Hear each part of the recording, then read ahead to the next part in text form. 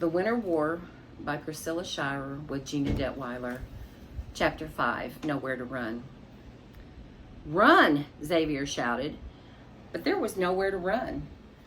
Xavier spun around to lead his friends to the bridge, but a chariot was already there, rolling onto the bridge, cutting off their escape. "We're trapped," said Brianna. "Get your shields back up," Levi shouted. The warriors banded together in a tight circle and struggled to raise their shields. Though the shimmering lights were still dimmed by the coating of ice, the main chariot with the big forger came barreling toward them. But instead of plowing into them, the chariot merely veered around them and continued on its way to the bridge. The other chariots did the same until all of them were rolling over the bridge and into the midst of the army on the other side. The warriors there scattered in all directions as the chariots fanned out over the field. Then a curious thing happened. The steaming and belching suddenly ceased. The terrible machines fell silent. For a long time, nothing and no one moved. Maybe they don't work over there," whispered Manuel. "Let's hope they can't," said Brianna. "Quick, let's get across the bridge," said Xavier. But before he could take a step, Evan let out a yelp. Xavier turned and gasped. The forgers had returned. On the other side of the bridge, the prince warriors started to circle the strange iron chariots in their midst, trying to figure out if they were really broken or just pretending. They inched closer as time went on. Their curiosity overcame their fear. "Stay away," shouted Ivy. "Get away from them." Some warriors hung back, but many continued to move in closer, lowering their shields, thinking they were out of danger. "Ruach must have disabled them," someone shouted. "They're powerless here." "Of course.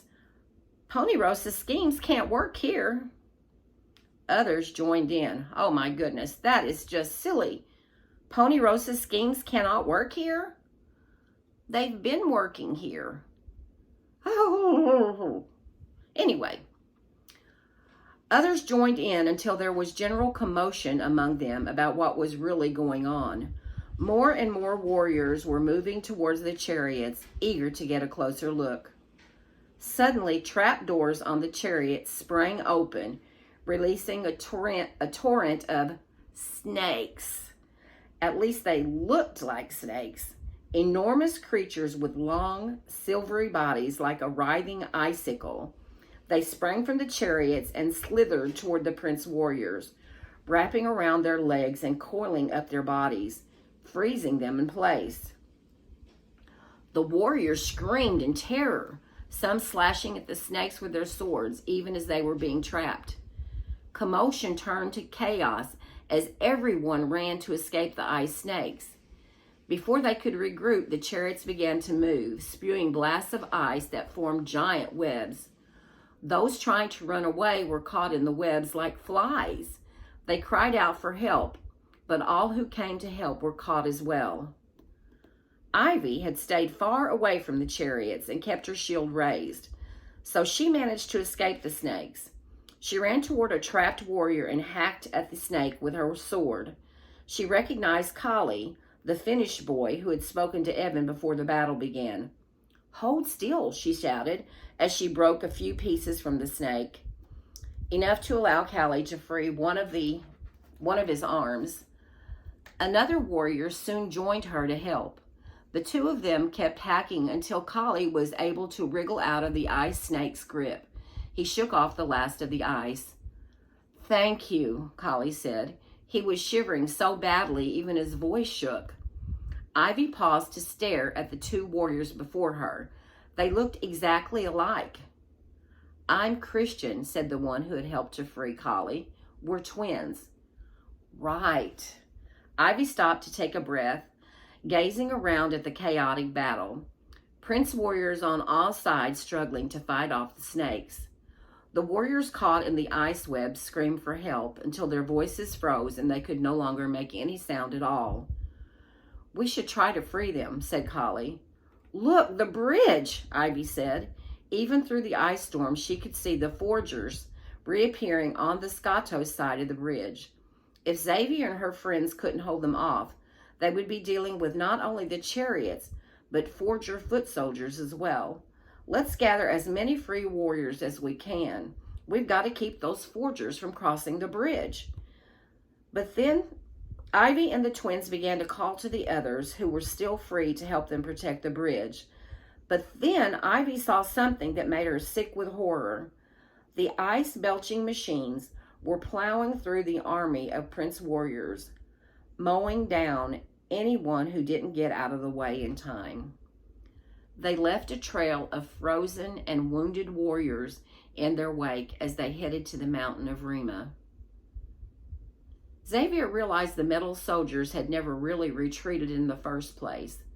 They had only pretended to in order to lure the Prince warriors over the bridge, and Xavier had fallen for it. This is not good, murmured Manuel. We can do this, Xavier said, but he wasn't sure he believed it himself. Ruach, help us! Help me! Xavier glanced back to see that Ivy had managed to rally a remnant of Prince warriors to stop the forger advance at the bridgehead, which was where Xavier should have stayed. Now he was cut off, with no chance of escape, and unable to help Ivy and the others stop the invasion. We can at least try and stop them from here, he thought. He raised his sword and shield, preparing for the forger attack. His friends banded around him, struggling to keep their shields raised. Here they come, Xavier said. I can't, Manuel said. Too tired. He fell to one knee. Get up, Manuel, Finn said, hauling Manuel back to his feet. It's too heavy, Brianna said. She slumped forward, dropping her shield. Levi caught her and pulled her upright. The forgers closed in. A strange darkness had fallen, causing their red glowing eyes to magnify 100 times. Like monsters in a nightmare. The whole world seemed filled with terrible noise. The bellows of the forgers and the screams of the Prince warriors being trapped in ice on the other side of the bridge. Then a new sound pierced the air. A warbling shriek, like many trumpets all playing different notes.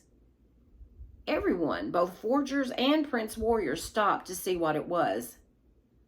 Tannen, Evan gasped. It's Tannen! A moment later, the big green dragon dove out of the clouds. He swooped over the embattled armies and breathed jets of fire onto the forgers that surrounded the kids. The metal soldiers fell back with hideous screams, for the fire from Tannen's breath was hotter than a blowtorch, able to melt their metal bodies into the shapeless globs. Yay, Tannen, Evan yelled. The others joined in, calling to their old friend who had rescued them many times before. Tannen swerved and sped toward them. He can't land here, there's no room, shouted Finn. Belts? Everyone knew what he meant. Quickly they took off their plain white belts and touched them to each other. The end of each belt fused with the next one, forming one large unbroken belt. They strapped themselves all together in the large belt as tightly as they could. Finn waited until he could see one of the dragon's huge rear legs about to skim over his head. Hold on, he yelled. He reached up and grabbed the leg with both hands, and Tannen lifted all the warriors up into the air like a bundle of sticks. Finn's muscles bulged as he fought to hold on, while the others clasped their arms around each other. Xavier managed to grasp Tannen's other leg, giving Finn a little relief. As Tannen flew over the battlefield, the kids could see the devastation below them. Hundreds of Prince warriors standing in their battle poses, frozen in place. Their swords now reduced to tiny crescent. A small group of Prince warriors was still on the bridge, beating back the last of the forgers. The air was suddenly filled with small white specks, flying every which way, coating the bridge, the ground, and the frozen warriors. Look, sparks, said Evan. No, said Finn. not sparks. Snow. It was true. The snow went from flurry to squall to storm, covering everything below them in a blanket of white. Winter had come to Ahoritas.